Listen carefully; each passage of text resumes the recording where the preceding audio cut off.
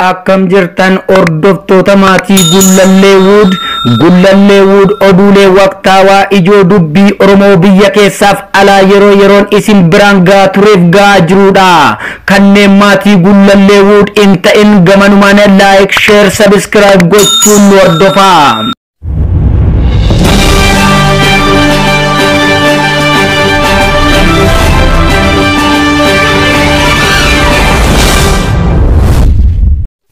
Harka fuuni daawwattootaa fi hordoftoota Gullalleewud ashama akkam jirtu kun qophii keenya kan oduuti. Qophiin keenya kan oduu har'aatis kan isin biraan ga'u amurataa obsaati. Egaa miidiyaaleen addunyaa gurguddoon akka CNN, BBC magaalaa Finfinnee gooticha waraana bilisummaa Oromootiin marfamuu isaa gabaasaa jiru. Egaa bal'inni oduu kana akka itti aanutti isiniif dhiyaata. Nu hordofaa.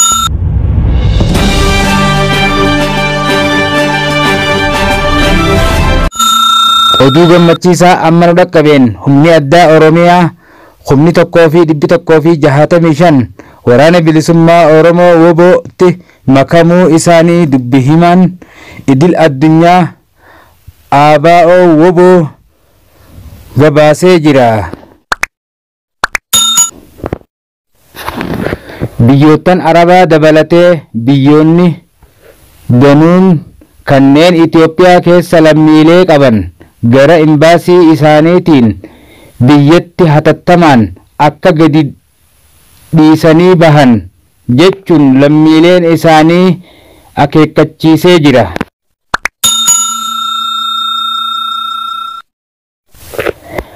Ameerikaan lammiiwwan ishee Itoophiyaa keessa jiraniin haalli nageenya sodaachisaa sababaa ta'eef hatattamaan biyyattii keessaa bahaa jettee gorsa dabarsitee jirti.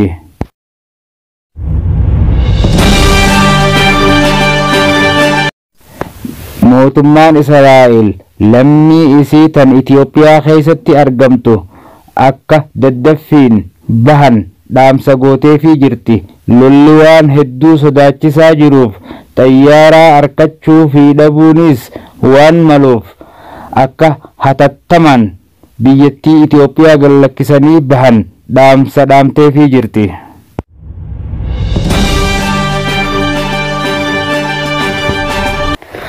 Akkasumas itti dabaluudhaan biyyi Qatar lammiin tiyya Itoophiyaa keessa akka ooltanii hin bulle dafaa biyya jeequmsa tana keessaa bahaa jechaa jirti. Haala kanaan Abiyyi Ahmad Ali halkan edenaa biyya san buluu hin hubanne warri kiiloo 4 jirtan itti dhiyaadhaati haala jiru hordofaa nuuf ibsaa isiniin jenna.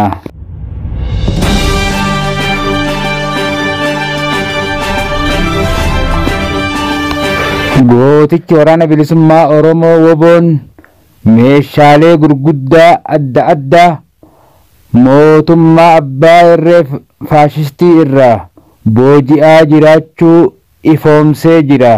Injifannoon uummata Oromooti. Gadaan gadaa bilisummaati. Oduun keenya itti fufa, nu hordofa.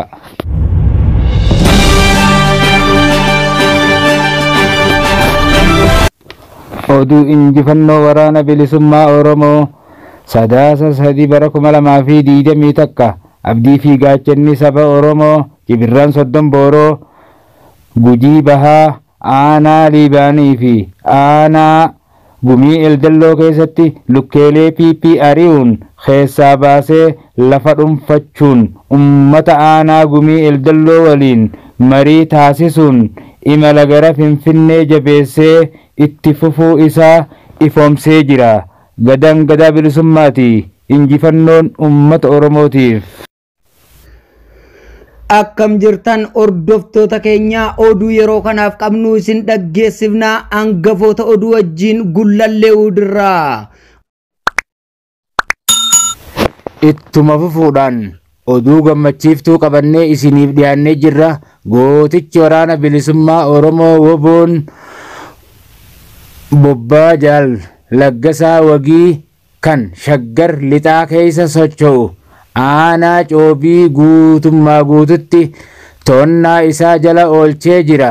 Woboo jabeessaa woboon hawaaru dhaamsa keenya Oromoon ni bilisoomti, Oromiyaan ni walabomti. Injifannoo dabalataatiin waraanni bilisummaa Oromoo godina Shawaa Lixaatti kan argamtu aanaa Gindabaratitti guutummaan guututti to'annaa waraana bilisummaa Oromoo jala galchee jira. Injifannoon uummata Oromootiif. Dhaabbanni feesbuukii maxxansaan Abiyyi Ahmad fuula feesbuuk isaa irratti maxxanse hawaasa kan walitti buusu jechuun akka maxxansicha jalaa haqe ifa godhee jira. Feesbuukiin dhaabbanni feesbuukii maxxansaa abbaa irree jalaa haquu beeksisee jira. Wallo Kamisee oduun amma nu dhaqqabe. Walloon harka biltiginnaatii baatee ummanni alaabaa mirmirsaa jiraachuu isaanii oduun amma nu dhaqqabe ni ifoomsa. Waraanni bilisummaa Oromoo Wallo seenuun alaabaa adda bilisummaa Oromoo ABO ummataa fi qeeroodhaa wajjin mirmirsaa jiraachuun baramee jira.